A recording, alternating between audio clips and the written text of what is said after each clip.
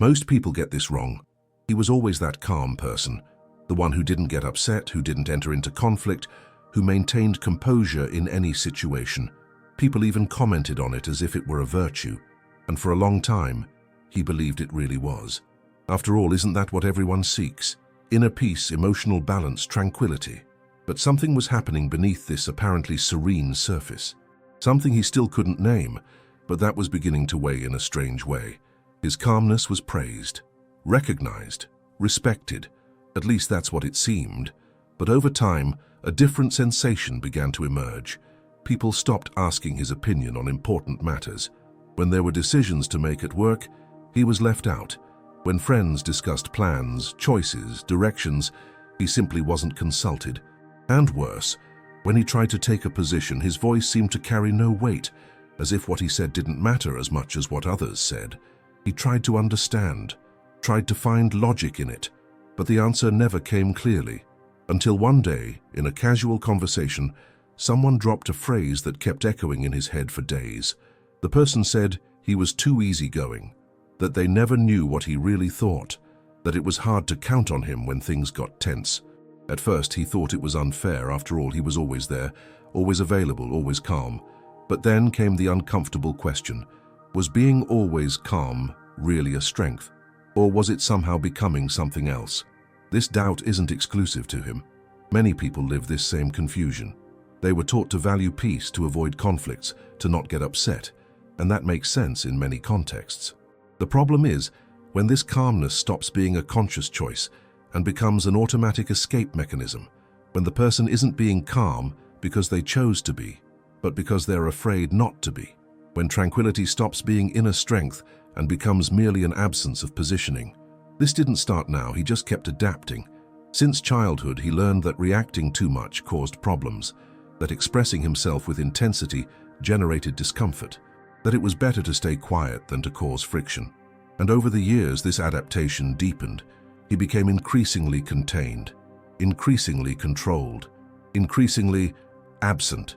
But nobody called it absence. They called it maturity, wisdom, balance. But inside, something different was happening. He noticed that his opinions were becoming softer and softer, his reactions increasingly moderate, his choices increasingly conditioned on what wouldn't bother anyone. And when someone disrespected him, he simply let it pass. When someone invaded his boundaries, he retreated with a polite smile. When he needed to defend something important, he softened the message so much that it completely lost its impact. At first, it seemed normal. It was just him being a reasonable person, someone who didn't make a storm in a teacup, someone who knew how to choose their battles. Then it became a habit. He began to avoid any kind of confrontation automatically, even when confrontation was necessary. He began to accept things he shouldn't accept. He began to agree with situations that went against his own values, just to keep the peace. And then it became who he is, someone known for being calm, but also someone known for having no strength, for having no presence, for having no voice. The problem wasn't the calmness itself. It never was. The problem was what was behind it. Because true calmness comes from a place of strength, from someone who could react but chooses not to react, from someone who has the capacity to assert themselves but decides to use this capacity strategically. His calmness came from another place. It came from the fear of being rejected, from the fear of displeasing, from the fear that if he showed his real intensity, people would leave. And here's the first thing almost no one notices. When a person is calm out of strength, they transmit confidence. People around them feel that here is someone in control, someone centered, someone who doesn't shake easily because they're firm inside. But when calmness comes from fear, it transmits exactly the opposite. It transmits disguised fragility. It transmits someone who is holding themselves together to not fall apart. And people feel this. They may not know how to explain it, but they feel it. He began to notice that people tested his boundaries frequently. Not consciously, but they tested. They said things they wouldn't say to other people. They made decisions that affected him without consulting him. They cancelled commitments with him without much ceremony. And when he didn't react, when he accepted everything with that characteristic calmness, people internalized a clear message. He accepts it. He doesn't care that much. He won't do anything. And this created a dangerous cycle. The more he accepted, the less people took him seriously. The less he was taken seriously, the more he tried to compensate by being even more understanding, even more flexible, even more calm, until it reached a point where his presence simply had no weight. He could be in the room or not be there. He could agree or disagree. He could show up or miss. It didn't matter, because nobody expected anything from him beyond silent acceptance. The interesting thing is that he wasn't a weak person. He had strong opinions, defined values, clear boundaries, but all of this was locked inside him, because expressing it would mean entering into conflict, would mean bothering people, would mean risking that people wouldn't like him anymore. And this fear was greater than the need to be authentic. So he continued being the edited version of himself, the version that fit in spaces without causing discomfort. You know what you need to do, but something in you resists. This was his constant sensation. He knew he needed to take more positions, that he needed to mark territory, that he needed, in some moments, to show that there was someone with a backbone there. But whenever the opportunity arose, something inside him pulled the brake. An internal voice said it wasn't worth it, that it was better to let it go, that keeping the peace was more important than defending his dignity. And this internal resistance didn't come from nowhere. It had deep roots. It came from old experiences where he learned that reacting had a high cost. It came from situations where he was punished for expressing himself. It came from relationships where affection was conditioned on his docility. So he kept training that part of him that knew how to fight, that knew how to assert himself, that knew how to say no firmly. He kept training until that part became so dormant that it seemed not to exist anymore. But it existed, and from time to time it gave signs. In those moments when someone crossed the line blatantly and he felt anger rising, in those moments when he realized he was being used, and revolt rose in his chest, in those moments when it became clear that his kindness was being confused with weakness, but even in those moments, he pushed everything back down, took a deep breath, rationalized, and returned to calmness. But this forced calmness had a price he was beginning to pay in ways he didn't expect. He noticed he was losing people's respect, not an obvious and cruel disrespect, but something more subtle. People simply didn't consider him when they thought of strength, of leadership, of someone to trust in difficult moments. He was seen as someone pleasant, yes, but not as someone reliable in the deep sense of the word. It's not fear of losing. It's fear of being at peace. This phrase hit like a bomb when he finally understood. He wasn't afraid of losing people by being authentic. He was afraid of being at peace with himself. Because being at peace meant accepting that he didn't need constant approval from others. It meant accepting that some people would leave when he showed his boundaries. It meant accepting that conflict is part of any healthy relationship, and that avoiding it at all costs didn't create real connections, only superficial ones. While he avoided conflict, he also avoided depth. His friendships were comfortable, but shallow. His romantic relationships were calm, but without real intensity. His work partnerships were cordial, but without genuine trust. Because trust doesn't come from someone who always agrees. Trust comes from someone who is capable of disagreeing when necessary and still remaining. He began to realize that the people he most respected were precisely those who knew how to say no, who knew how to create boundaries, who knew when necessary to enter into conflict to defend something important. These people weren't aggressive, they weren't out of control, but they had a firmness he didn't have, a capacity to take positions without apologizing. And this firmness created natural respect. So he came to understand that there are two types of calmness: the calmness of the deep sea, which is serene because it has strength underneath, and the calmness of still water, which is serene because it has no movement at all. He had spent years cultivating the calmness of still water, a calmness that didn't come from inner strength, but from emotional paralysis, a calmness that wasn't a choice, but fear disguised as virtue. And while you postpone this, something in you keeps closing down. He felt this happening. He felt that every time he swallowed an unfair situation, a part of him disconnected. Every time he accepted being treated with disregard and didn't react, a piece of his dignity faded. Every time he saw his boundaries being crossed and pretended everything was fine, he became a little more distant from himself. People began to notice something different about him. They couldn't define exactly what it was, but he seemed less present, less alive, as if he were there physically, but emotionally absent. And they were right. Because when a person spends too much time controlling themselves, containing themselves, editing themselves, they lose contact with their own vitality. They become a faded version of who they could be. He noticed this in small details. He noticed he no longer got enthusiastic about things like before, that he didn't laugh with the same intensity, that he didn't allow himself to feel anger, even when anger was an appropriate response. He had become so good at suppressing intense emotions that he ended up suppressing all emotions. And what remained was a kind of constant neutrality, a calmness that wasn't peace but anesthesia. The critical point came when he realized that the very people who said they valued him didn't seek him out when they needed someone strong. When they had a serious problem, when they needed someone who could bear the weight of the situation with them, they looked for other people, people who might be less calm than him, but who had a solidity he didn't transmit, and that hurt in a way he didn't expect, because it finally became clear. The problem isn't the other person, it's the pattern you accept.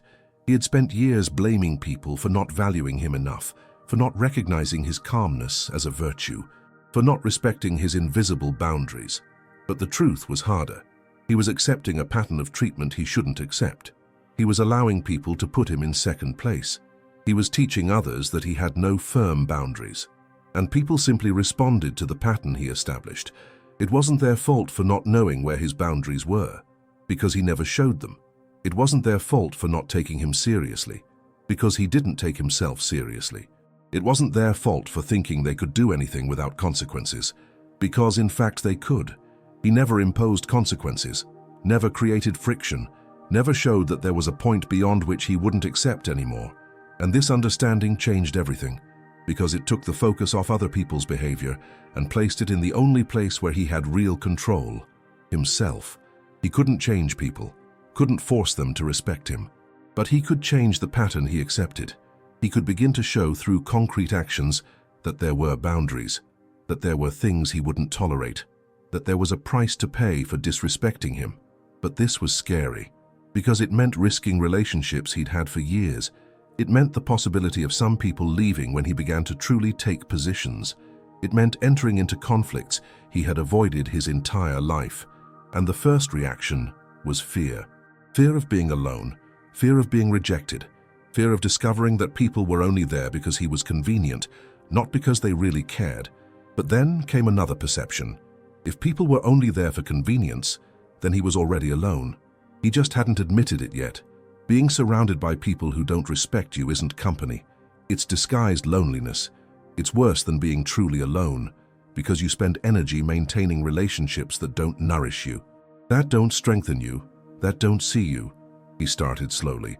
He started with small situations. When someone said something disrespectful, instead of letting it pass with a smile, he paused, looked at the person, and said something simple like, "That wasn't cool." It didn't need to be aggressive, didn't need to make a scene, but it needed to mark that it wasn't acceptable. And people's reaction was surprising. Some apologized immediately. Others were disconcerted, as if they had never expected him to react. And some, yes, pulled away. And those who pulled away showed something important. They were never interested in him as a person. They were interested in the version of him that didn't bother anyone, in the version that accepted everything, in the version that served their interests without questioning. And when that version began to show backbone, when it began to have its own demands, they simply left. And it was liberating to realize this, because it meant he hadn't lost anything real. He had just stopped sustaining illusions. Over time, he realized that his calmness was beginning to come from another place. It was no longer a calmness of forced containment. It was a calmness of someone who knows what they're capable of someone who doesn't need to keep proving anything because they're secure in themselves, of someone who can choose not to react because they have the strength to react if they want to. And this change was felt by people around him. Some began to treat him differently, with more consideration, with more respect, not because he had become aggressive or difficult, but because now there was a real presence there. There was someone truly occupying space, not just filling a place without bothering anyone. There were clear boundaries. There were consequences. There was a whole person, not just an edited version to please. He realized that respect doesn't come from always being understanding. Respect comes from having integrity, from being coherent between what you feel, think, and do, from not betraying yourself to keep peace with others. And that sometimes means bothering people, means creating friction, means that some people won't like it, but it also means that those who stay for you for real, not for your capacity to nullify yourself. There were situations where he had to make difficult choices. He had to end friendships that had lasted years because it became clear they were toxic.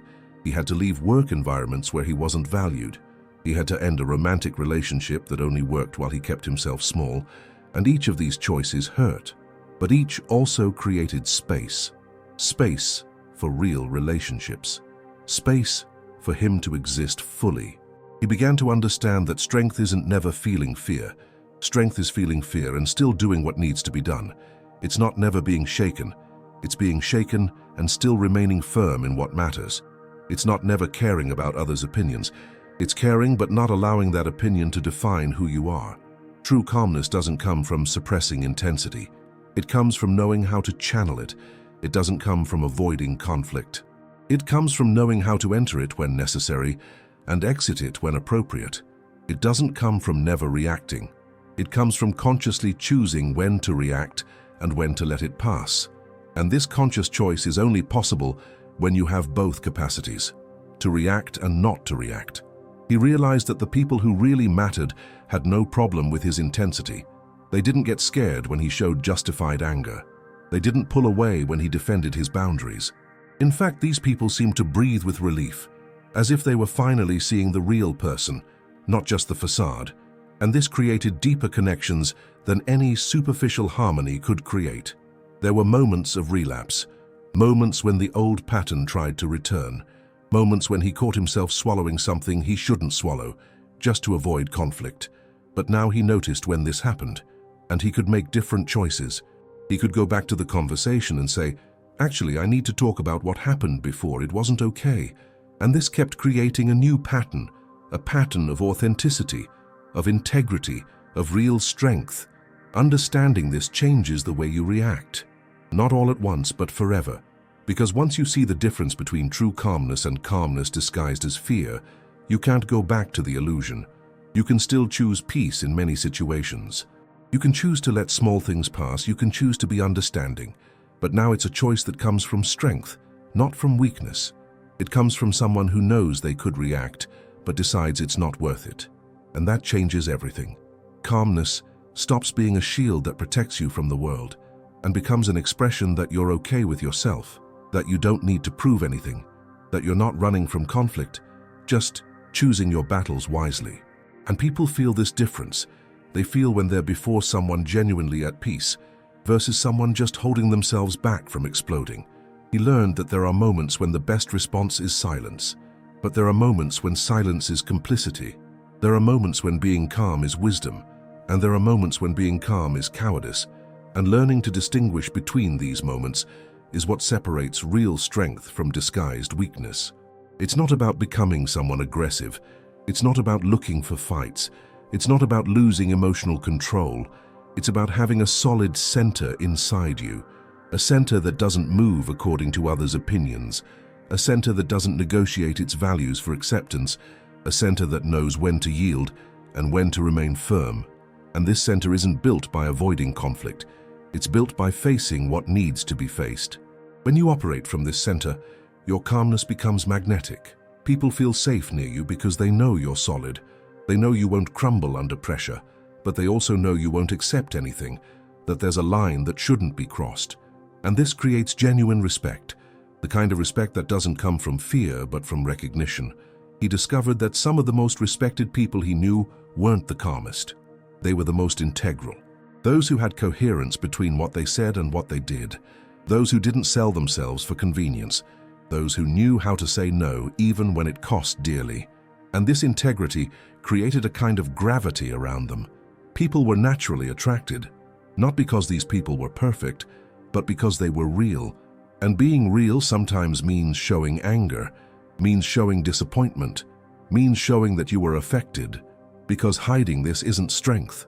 It's fragility trying to pass as strength. It's fear of being seen in your complete humanity. And when you hide your genuine reactions for too long, you're not preserving relationships. You're creating false relationships that will eventually crumble because they were built on a version of you that doesn't exist. His journey was realizing that people didn't need one more person who always agrees. The world is already full of those. What was missing were people with conviction. People who knew what they were worth. People who weren't afraid to take up space. People who could be challenging when necessary and still loving.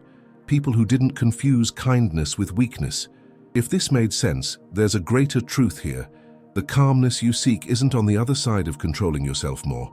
It's on the other side of knowing yourself better, of understanding your real boundaries, of knowing what you tolerate and what you don't tolerate, of having clarity about who you are when no one is watching. Because when you have this clarity, your calmness isn't a mask. It's a natural manifestation of who you really are. And this genuine calmness doesn't weaken you, it strengthens you, because it comes from a place of radical honesty with yourself. It comes from having looked at your shadows and integrated them. It comes from having accepted that you're not just light, and that having access to your intensity, to your anger, to your power of confrontation, is an essential part of being complete. Not to use always, but to have available when necessary. This is the difference between calmness as virtue and calmness as escape. One connects you with your strength, the other disconnects you from it. One creates respect, the other creates invisibility. One attracts people who value you, the other attracts people who use you. And learning to distinguish between the two can completely change the trajectory of your life and how people relate to you.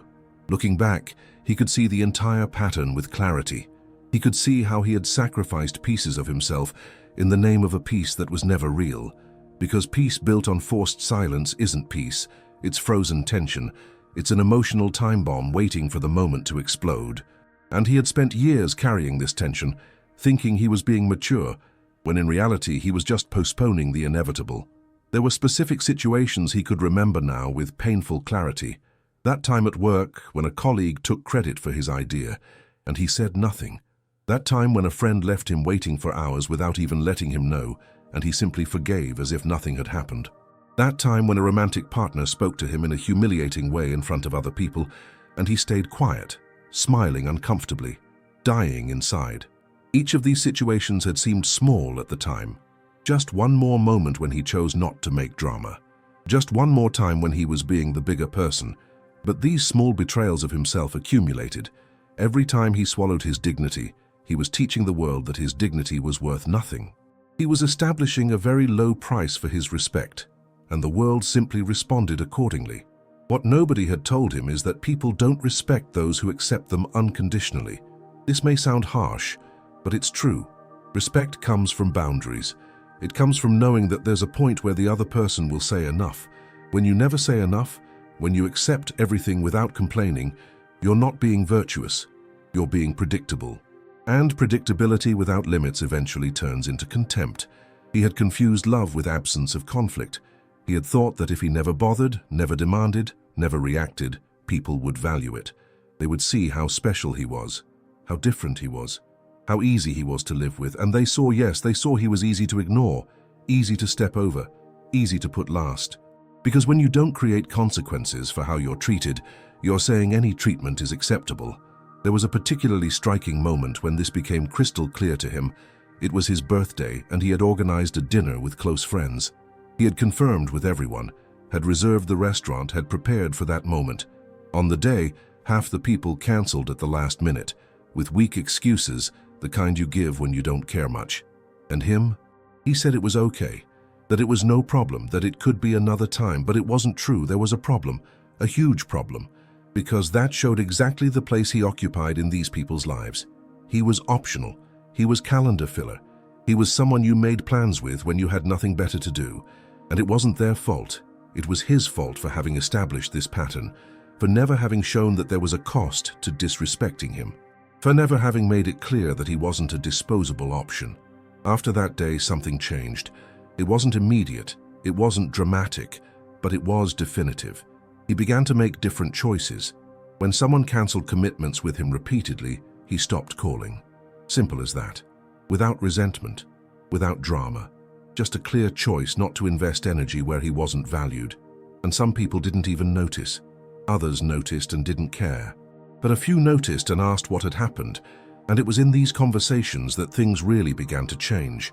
Because for the first time, he was honest. He said he felt undervalued. He said that pattern wasn't working for him. He said he needed relationships where he mattered for real, not just when it was convenient. And some of these people understood, apologized, changed their behavior, and the relationship deepened in a way that had never been possible before. Other people reacted badly. They were offended. They said he was being too sensitive, that he was making a storm in a teacup, that he was changing and wasn't the nice person anymore. And it was exactly this reaction that showed who they really were. People who wanted the version of him that served their interests, but had no interest in the real person behind the mask. He realized he had spent years surrounded by people like this. People who liked him as long as he had no needs of his own, who liked the friendship as long as it didn't demand anything from them, who liked his company as long as he didn't take up much space. And getting rid of these relationships was like taking a weight off his back that he didn't even know he was carrying. Over time, he attracted a different type of person. People who weren't afraid of his intensity, who didn't get scared when he disagreed, who actually seemed to like him more when he was authentic than when he tried to be pleasant. And these people created a type of connection he had never experienced before, a connection based on truth, not on convenience. There were adjustments to make, because when you spend a long time being one person and suddenly start being another, people around you get confused. There are people who didn't know how to deal with the version of him that had boundaries. They had gotten used to the version without a backbone, and when he began to take positions, some of these people accused him of being aggressive, when in reality, he was just being firm for the first time. This was frustrating at first, because he wasn't being aggressive, he was just stopping being passive. But for those who were used to his passivity, anything different from that seemed like an attack. It was as if he didn't have permission to change, as if he had to remain forever in that role of person who accepts everything. And understanding that he owed nothing to these expectations was liberating. He also had to learn that not every situation deserves a reaction, that there are small things that really aren't worth it, but the difference now is that when he chose to let something pass, it was a conscious choice. It wasn't fear, it wasn't escape. It was a strategic assessment that that specific battle wasn't worth the energy investment. And making this distinction changed everything, because now he had access to the full spectrum of responses. He could choose between ignoring, addressing calmly, being firm, or being tough when necessary. Before, he only had one option: swallow it. And having only one option isn't having freedom. It's being trapped. It's being at the mercy of circumstances because you don't have tools to deal with them in different ways. He began to notice that his literal voice changed. When he spoke now, there was a different weight. People paid attention in a way they didn't before, not because he was shouting or being dramatic, but because there was congruence between what he said and who he was. Before, even when he said something important, people felt the dissonance. They felt he wasn't completely behind his own words, and that took away all their power. Now, when he said something, people believed it, because he believed it. When he established a boundary, people respected it, because he respected it. When he disagreed, people considered his opinion, because he expressed it with conviction, not with apologies. And this created a presence he had never had before. At work, this was especially noticeable. Before, he was ignored in meetings. His ideas were passed over, his contributions were minimized. But when he began to position himself differently, when he began to defend his ideas with firmness, when he began not to accept being interrupted, something changed. People began to seek him out. They began to ask for his opinion. They began to consider him for important projects. And this didn't happen because he became someone difficult. It happened because he became someone solid.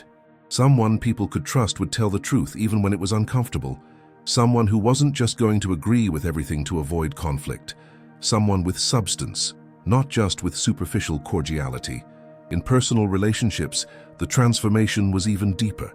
He found himself capable of having conversations he would have avoided at any cost before. Conversations about unmet needs, about behaviors that bothered him, about changes that needed to happen. And to his surprise, these conversations didn't destroy the relationships. They deepened them. Because for the first time, people were seeing him for real, not the edited and palatable version, but the complete person, with needs, with boundaries, with expectations. And this created space for real reciprocity, for other people to also show themselves completely, to build something true, not just convenient. Of course there were losses. Relationships he thought were solid revealed themselves as superficial when tested. People he thought were friends revealed themselves as just acquaintances when he stopped being convenient. Environments he thought were welcoming revealed themselves as toxic when he stopped adapting to them. And each of these losses hurt, but it hurt the way surgery hurts, the way removing something that's making you sick hurts. It's a pain with purpose, a pain that creates space for healing, a pain that's temporary and that leaves you better than you were before. And when he looked at what remained, he realized they were the relationships that really mattered, the ones that had substance, the ones that were built on truth. He also learned that strength isn't something you conquer once and that's it. It's something you choose every day, because the temptation to go back to old patterns is always there, the temptation to avoid conflict, not to bother, to accept less than you deserve just to have peace. And whenever this temptation arose, he had to make a conscious choice. He had to remember what he learned. He had to reconnect with his strength. There were situations where he failed, situations where he returned to passivity out of fear or tiredness. And in these moments, he was tempted to judge himself harshly, to think he had regressed, that he had lost all progress. But he learned that this was also part of it, that growth isn't linear, that having relapses is normal, and that the important thing wasn't being perfect but being consistent in the right direction. Each time he noticed he had returned to the old pattern and made a correction, he was strengthening the new pattern. He was creating new neural pathways. He was teaching himself that there was another way to be, and over time, the new way became more natural, more automatic, more him. There was a moment when he realized he didn't think about it so much anymore, that responding with firmness when necessary had become natural, that establishing boundaries no longer required all that mental preparation, that he simply was like this now. And that's when he knew the change had really consolidated, when it stopped being a conscious effort and became simply who he was. New people he met knew nothing about the old version of him. To them, he had always been like this, firm but respectful, calm but present, kind but not tolerant of disrespect. And seeing these people relate to him naturally, with genuine respect, showed that it was possible, that he didn't need to carry the weight of old dynamics forever. He looked at some of these old people from time to time, those who had remained trapped in the pattern of always being understanding, always flexible, always available, and he saw in them what he had been. He saw the tiredness behind the calmness. He saw the frustration disguised as patience. He saw the real person suffocated by the need to be pleasant, and he felt compassion, because he understood, because he had been there. Sometimes he wanted to say something. He wanted to share what he had learned, but he knew each person had their own time, that while he wasn't ready, no amount of advice would have made a difference. He needed to reach that saturation point. That point where the pain of continuing the same way was greater than the fear of changing. And only then was he able to really transform himself. What would he say to someone going through this now? That your calmness isn't the problem. The fear behind it is that you don't need to become someone aggressive to have respect. You need to become someone authentic. That the people who leave when you establish boundaries weren't really yours. And those who stay, these are worth every second of vulnerability you invest. That saying no from time to time doesn't make you difficult, it makes you real. That expressing discomfort doesn't make you dramatic, it makes you honest. That defending your boundaries doesn't make you selfish, it makes you worthy. And that you deserve relationships where your presence is genuinely desired, not just tolerated. Where your voice has weight. Where your calmness comes from real peace, not from disguised fear. He would also say that the journey is worth it. That on the other side of this transformation, there's a version of you that you didn't even know was possible. A version that isn't constantly in internal conflict. That doesn't carry silent resentment. That doesn't feel invisible in their own life. A version that takes up space without apologizing. That exists fully. That is truly alive. And that this version was always there. Waiting. Not needing to be created but just revealed. Needing only permission to exist. Permission that only you can give. Because no one will give it to you. No one will free you from your own prisons. You have to do this work. You have to look at what you're accepting and ask, is this right? Does this honor me? Does this reflect my real value? And when the answer is no, have the courage to change, to create discomfort, to risk losing what wasn't solid, to discover who you are when you stop adapting to fit in spaces, when you stop diminishing yourself so as not to outshine anyone, when you stop silencing yourself to maintain a peace that was never real. This is true calmness, the kind that comes after you've already been through the fire of knowing yourself, after you've already faced your fears and discovered you can survive them, after you've already lost what you needed to lose and found what really matters. It's a calmness no one can take from you, because it doesn't depend on external circumstances. It depends only on you being at peace with who you really are. And when you reach this place, when your calmness is authentic, you become unshakable. Not because nothing affects you, but because you know you can handle whatever comes. You know you have the necessary internal resources. You know your strength isn't in never being challenged, but in knowing how to respond when you are. And this changes everything. It changes how you walk through the world. It changes how people see you. It changes how you see yourself. If you recognize something of yourself in this story, know that you're not alone. Many people are trapped in this pattern, confusing passivity with peace, confusing absence of conflict with harmony, confusing being small with being humble, and paying a high price for it, a price in self-respect, in dignity and vitality and real presence in the world. But also know that it's possible to get out of this. It's possible to rebuild. It's possible to become someone who is genuinely calm because they're genuinely at peace, not someone who is just controlling themselves to not explode. And this path begins with a simple decision. Stop accepting what isn't right. Stop pretending everything is okay when it isn't. Stop betraying yourself to maintain relationships that don't nourish you. It's a path that's scary, that has losses, that has pain. But on the other side, there's a life you didn't even imagine was possible. A life where you don't wake up tired of being who you're not, where you don't go to sleep resentful of what you accepted during the day, where there's coherence between who you are inside and who you show outside. And this coherence, this integrity, is the foundation of any real peace. So if something of this touched you, if something of this resonated, consider this an invitation to honestly look at your calmness and ask, where does it come from? Is it strength or is it fear? Is it choice or is it escape? And if the answer bothers you, if the answer reveals something you didn't want to see, don't run. Stay there. Look at it. Because only what you see can you change.